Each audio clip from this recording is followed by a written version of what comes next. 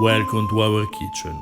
Today we prepare medieval pancakes from the Liber de Cucina, a cookbook written around the end of the 13th century, called Crispelle in the original text, and Crispelli or Frittelle Ubaldine in a 14th century translation into Tuscan vernacular of the same recipe.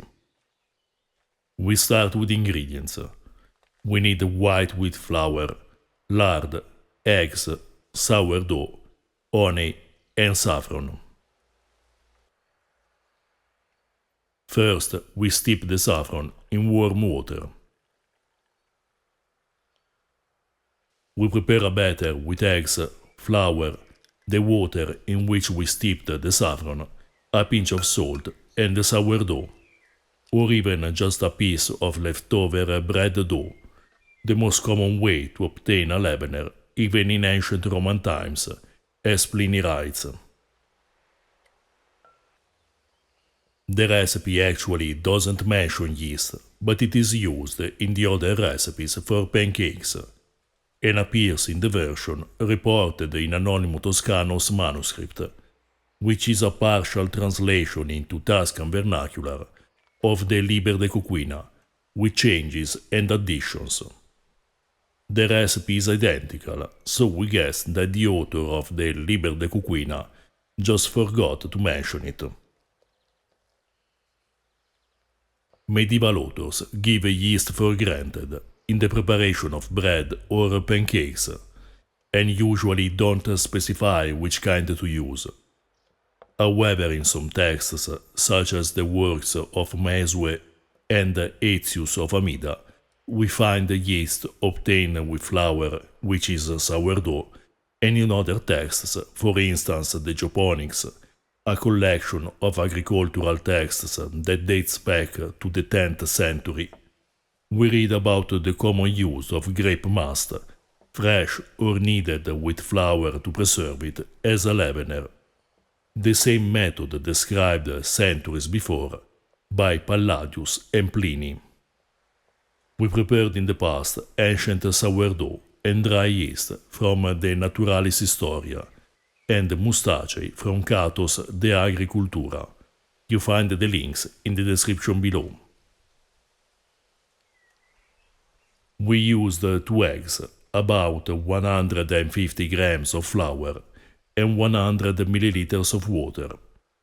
But there's no need to keep the same ratio or the same thickness of the batter. This is a quite forgiving recipe.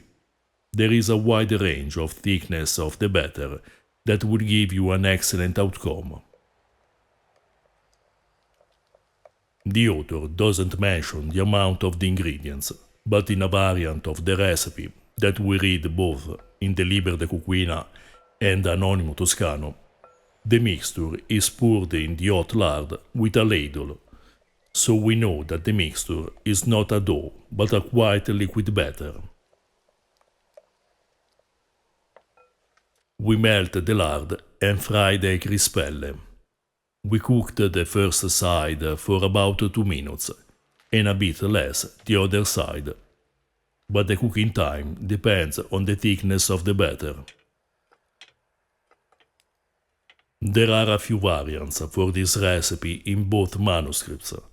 In the past, we prepared a recipe called Frittelle Ubaldine from Anonimo Toscano's cookbook, with flowers and aromatic herbs. You find the links in the description below. As quite common in medieval cooking, there are lean and fat versions of this recipe. The one we're making here is clearly a fat recipe, being used eggs and pork fat. The original recipe calls for lardum, pork fatback, but we substituted it with lard. Probably the author meant that we must use fresh, not cured pork fatback, an ingredient quite difficult to find here.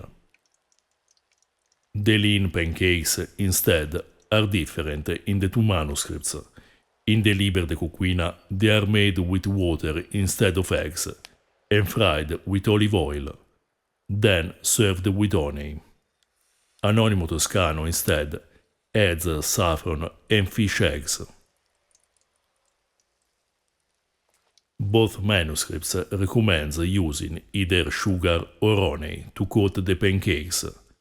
In medieval cooking, honey is less used than sugar, but it depends on the preferences of the authors.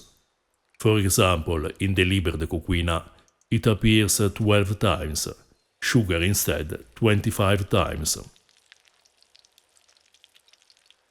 To know more about medieval cooking, check out our new book in pre-order on Amazon with the translation into English and Italian of a manuscript written in Latin in the 15th century. The cookbook is titled Registrum Coquinae, written by Johannes Bockenheim, and includes more than 80 original recipes, many of them quite easy to prepare. In the book, you also find an introduction about the ingredients, an explanation about the preparations given for granted by the author, a glossary, and some notes to help you to read the recipes and recreate the medieval dishes as a medieval cook would do. The print edition will be out on the 10th of June. If you want instead to know more about foods in ancient Rome, check out our book, Ancient Roman Cooking, available on Amazon in English and Italian. On our Patreon page, you find more translations of original sources and articles about medieval and ancient foods, with more about the production of sugar in the pre-industrial world, ancient yeast, and medieval methods to bake bread. If you want to support us, you can also buy us a beer or purchase our merchandise. You find all the links in the description below.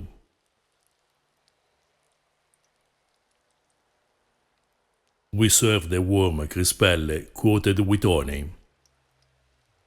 The pancakes were great, with a delicious fragrance of saffron that, mixed with the flavor of lard, was incredibly good. Despite the use of few ingredients, this simple recipe is perfect as a dessert, a breakfast, or served as in the Middle Ages with the older fritters in the middle of a dinner. Honey pairs perfectly with saffron, but you can also try sugar. Medieval cooks surely would prefer white sugar, but with the complexity of brown sugar, the crispelle would be even more delicious. Try them as you prefer, following your taste. If you're interested in ancient foods and flavors, subscribe our channel and consider supporting us on Patreon.